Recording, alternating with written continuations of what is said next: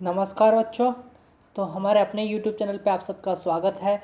तो आज मैं आपको करवाने वाला हूँ प्रखर हिंदी कार्य पुस्तिका कक्षा 8 में से कार्यपत्र 23 से लेकर 25 तक मैं सोलू आज करवाऊँगा। ठीक है, तो वीडियो को लास्ट तक देखिएगा और चैनल को सब्सक्राइब भी आपको करना है। देखिएगा, सबसे पहले दक्षता दे रखा है। दक्षता देखिएगा, गद्यांश पद्यांश को पढ़कर समझ के 7 प्रश्नों के उत्तर दे पाना। तो अपन सबसे पहले कहानी व कविता की समझ के उपयोग कर पाना। यहाँ पर अपन कविता या कहानी को अपन पढ़ेंगे। आइए पढ़ लेते हैं। किसी जंगल में हरा भरा पेड़ था।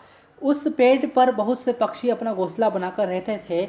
उन पक्षियों में एक तोता भी था। वह शाकाहारी था। कैसा था? भी शाकाहारी था, यानी कि जो मांस नहीं खाता है उसे अपन शाकाहारी कहते हैं। अन्य पक्षी तो फल फूलों के साथ साथ साथ कीड़े मकोड़े कीड़े मकोड़े भी खा लेते थे, परंतु वह तोता केवल पेड़ के फल फूल खाकर ही संतुष्ट रहता था। एक दिन उस जंगल में एक शिकारी आया। हरे भरे पेड़ पर तरह तरह के पक्षियों को बैठा बैठा देख उसने शिकार करने की सोची। उसने जहर से बने बाण से एक पक्षी पर निशाना लगाया, किंतु उसका निशाना चूक गया और बाण पेड़ के तने में जा लगा। कुछ दिनों बाद पेड़ जहर के असर से सूख गया और पक्षियों का आशियाना उजड़ गया था। ठीक है, तो ये थी अपनी सुंदर सी कविता। इसको अकॉर्डिंग प्रश्न देखेंगे। तो पहला प्रश्न देखिएगा। पहला प्रश्न है कि दिए गए विकल्पों में से सही उत्तर चुनिए। पहला इसका के हो जाएगा, जंगल में कैसा पेड़ था। बताओ, जंगल में कैसा पेड़ था? तो हरा भरा पेड़ था ना, तो इसका सही उत्तर होगा हरा भरा। तोता कहाँ रहता था? तोता रहता था पेड़ पर। तो कहाँ रहता था तोता? पेड़ पर रहता था। पेड़ पर पक्षी क्या बनाकर रहते थे? तो पेड़ पर पक्षी घोंसला बनाकर रहते थे, है ना। क्या बनाकर रहते थे? घोंसला।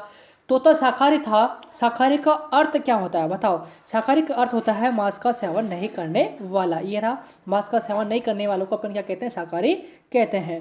प्रश्न 2 देखिएगा। प्रश्न 2 है कि रिक्त स्थानों की पूर्ति कीजिए। तो रिक्त स्थानों की आपको पूर्ति करने के लिए कह रहा है, यहाँ पर कुछ शब्द दे रखे हैं, जैसे कि फल फूल हो गया, पक्षी हो गया, जहर हो गया, वर्षा हो गया, बाण हो गया। इन शब्दों का आपको प्रयोग करके रिक्त स्थानों की पूर्ति आपको करना है।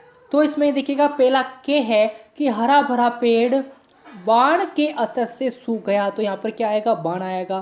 ख में देखिएगा, पेड़ों पर बहुत से पक्षी अपना पेड़ों पर बहुत से पक्षी अपना घोंसला बनाकर रहते हैं। तो यहाँ पर पक्षी सही आएगा। ठीक है, फिर देखिएगा आगे कि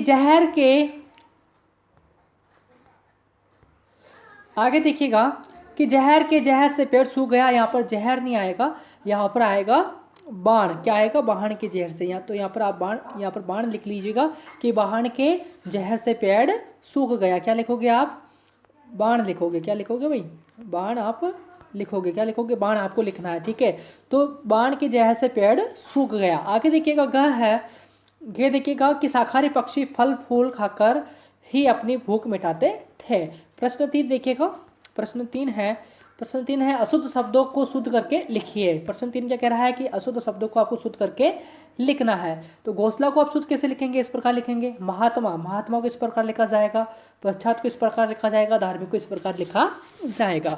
ठीक है, क्वेश्चन नंबर 4 देखिएगा कि शब्द युग्मों से वाक्य बनाइए। तो शब्द युग्मों से आपको वाक्य बनाना है। जैसे हरा भरा से इसने वाक्य बनाया, बगीचे में हरा भरा पेड़ है। तो उसी प्रकार हम वाक्य कैसे बनाएंगे? दाल रोटी से।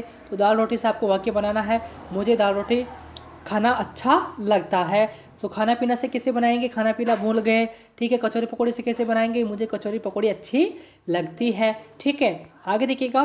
क्वेश्चन नंबर आगे है कार्यपत्रक 24। आइए कार्यपत्रक 24 भी अपन सोल्व कर लेते हैं। दक्षता दे रखा, गद्यांश पद्यांश को पढ़कर समझ के साथ प्रश्नों के उत्तर दे पाना।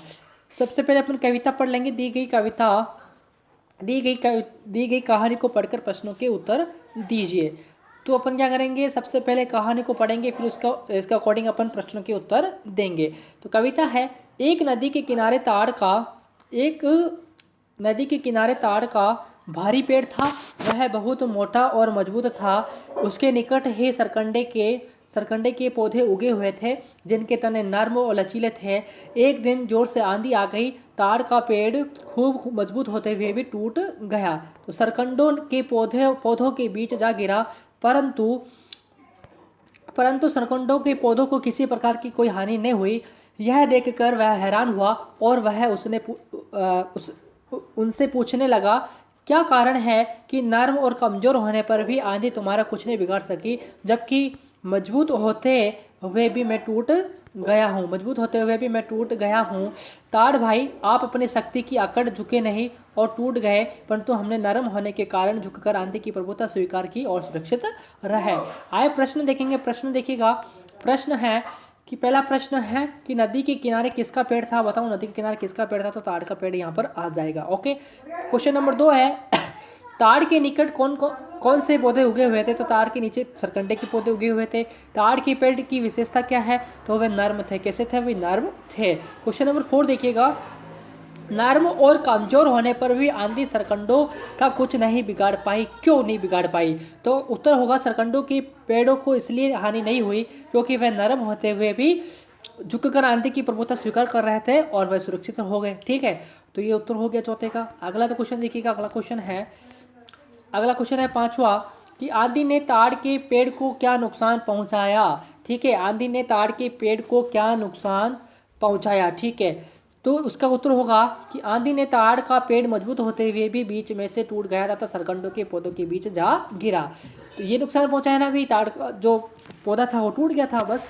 क्वेश्चन नंबर 6 देखिएगा, सरकंडे के पौधों की विशेषता बताइए, तो सरकंडे के पौधे की विशेषता क्या है, सरकंडे की पौधों की यह विशेषता है कि यह पेड़ों के तने नर्म तथा लचीले होते हैं। ठीक है, आगे देखिएगा,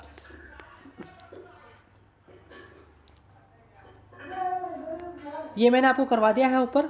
आगे देखिएगा, ये भी मैंने करवा दिया है सरकंडे के, ये 2 बार आ गया है ये पेपर, तो ये मैंने करवा दिया है, तो ये भी मैंने आपको करवा दिया अभी। ठीक है, आगे देखिएगा, नेक्स्ट है आपके कार्यपत्रक 25 है। कार्यपत्रक 25 देखिएगा, कार्यपत्रक 25 में सबसे पहले अपन दक्षता पढ़ लेते हैं, सृजनात्मक अनौपचारिक पत्र लेखन। ठीक है, तो आप अपने आप को कक्षा 7 की छात्रा मानते हुए विद्यालय में छात्राओं की शौचालय की सफाई करवाने हेतु अपने विद्यालय के प्रधानाध्यापक या प्रधानाचार्य महोदय को प्रार्थना पत्र आपको लिखने के लिए यह कह रहा है। ठीक है, तो देखिए प्रार्थना पत्र में सबसे पहले आपको लिखना है सेवा में आप लिख लेंगे, फिर आप लिखेंगे श्रीमान प्रधानाचार्य जी, राजकीय उच्च माध्यमिक विद्यालय सांगानेर जयपुर, जो भी आपके विद्यालय का नाम है वो आप लिख लीजिएगा। आगे देखिए, आगे लिखना है आपको, ये मैंने लिखवा दिया है, आगे देखिएगा। फिर देखो विषय आपको लिखना है, विषय में आप लिखोगे कि विद्यालय में शौचालय की सफाई करवाने हेतु प्रार्थना पत्र।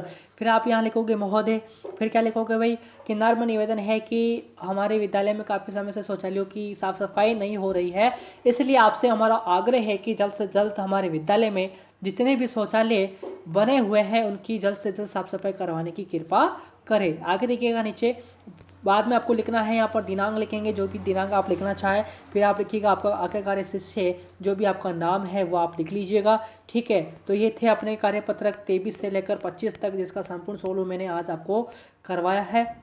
उम्मीद करता हूँ वीडियो जरूर पसंद आई होगी, तो जल्दी से लाइक कर दीजिए और शेयर कर दीजिए, शेयर भी आपको करना है, पर हाँ चैनल को सब्सक्राइब करना ना भूलें, चैनल को सब्सक्राइब भी आपको करना है। ठीक है।